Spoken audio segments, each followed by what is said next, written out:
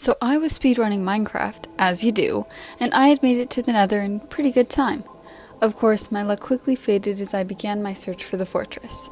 I attempted parkour between large basalt stalagmites, fearing the magma below. I traversed the warped forest, grabbing a few eyes from the endermen dotted about. I trekked onwards through a soul sand valley, realizing too late that I didn't bring enough blocks.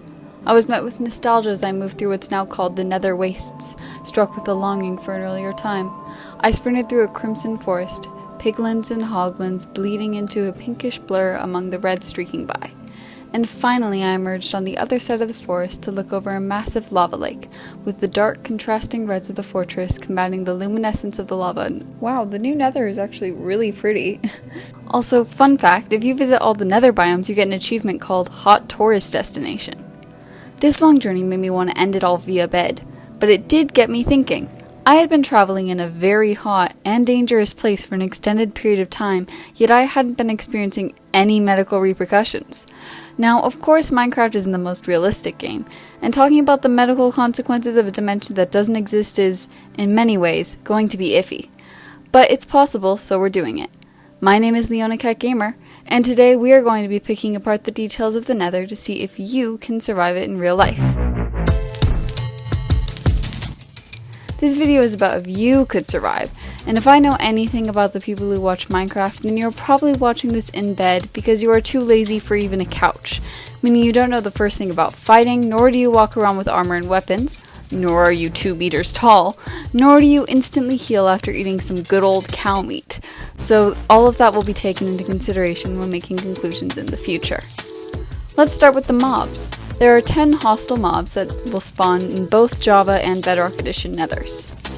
These would be the Blaze, the Enderman, the Ghast, the Hoglin, Magma Cubes, Piglins, Piglin Brutes, Skeleton, Wither Skeletons, and the Zombified Piglin. Could you survive an attack from any of these? First off, we have the mobs that fly, aka Spinny Boy and Quirky Ghost.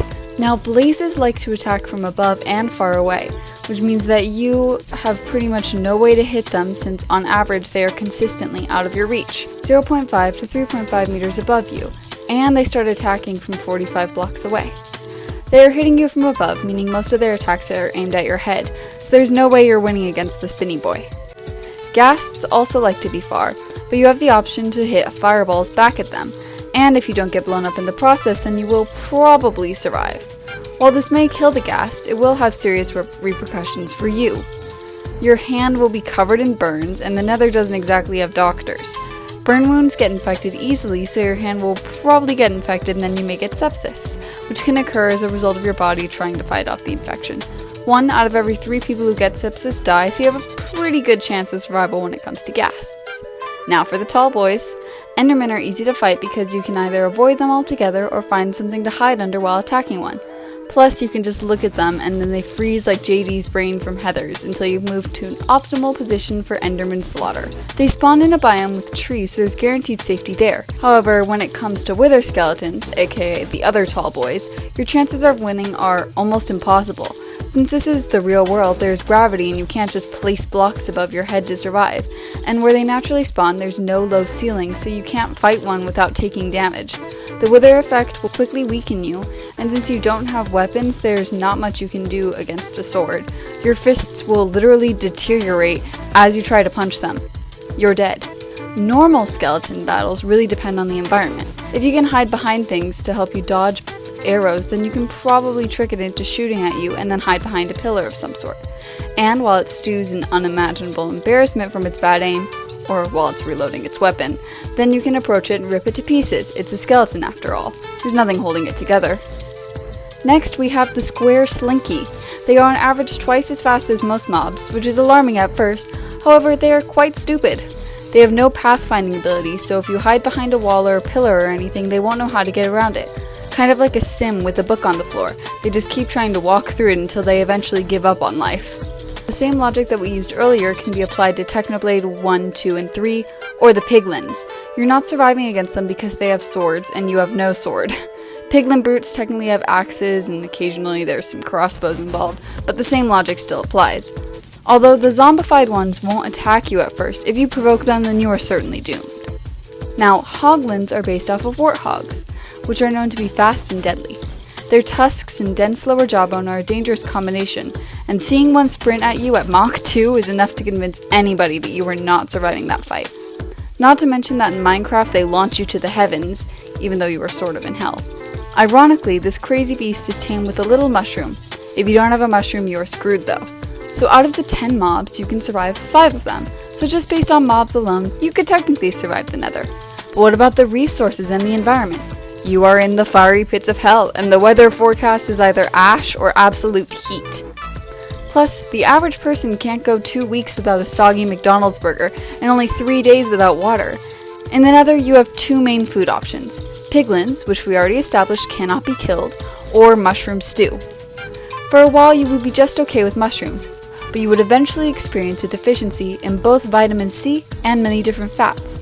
The consequences of vitamin C deficiency are anemia, debility, exhaustion, spontaneous bleeding, pain in the limbs, especially the legs, swelling in some parts of the body, and many other amazingly fun side effects. So when it comes to food, you are very dead. Also, all water evaporates in the Nether, so don't expect to stay hydrated. Obviously, those results are pretty abysmal, but let's say you do have food. Could you survive the environment? Surprisingly, ash alone won't kill you, unless you have asthma, of course. If you have asthma, you are screwed. So all being in the basalt biome will do is give you an annoying cough. The real scary part of the environment is the temperature. When you Google, how hot is the Nether, the internet says it's 93.9 degrees Fahrenheit, or 34.4 degrees Celsius. By the internet, I mean a random Reddit user who looked up the temperature values in the code of Minecraft and compared them to the average temperature of that biome in real life to then figure out the temperature of the fictional biomes. It was actually a really thought out and logical process, but I refuse to believe that it's sometimes hotter where I live than it is in the burning lava dimension. So I tried to figure out the actual temperature. The problem is there isn't much to go off of. The conditions may be similar to those of a volcano. The problem is that the temperature around a volcano varies greatly, and most of the land is not near the massive lava lakes. Then I had a eureka moment. Like I mentioned earlier, no matter where you are in the Nether, water instantly evaporates, meaning that the entirety of the Nether has to be at least the temperature that vaporizes water. The temperature is... Oh god. Oh, wow. It's 450 degrees Fahrenheit, or 232.2 degrees Celsius. That's really hot.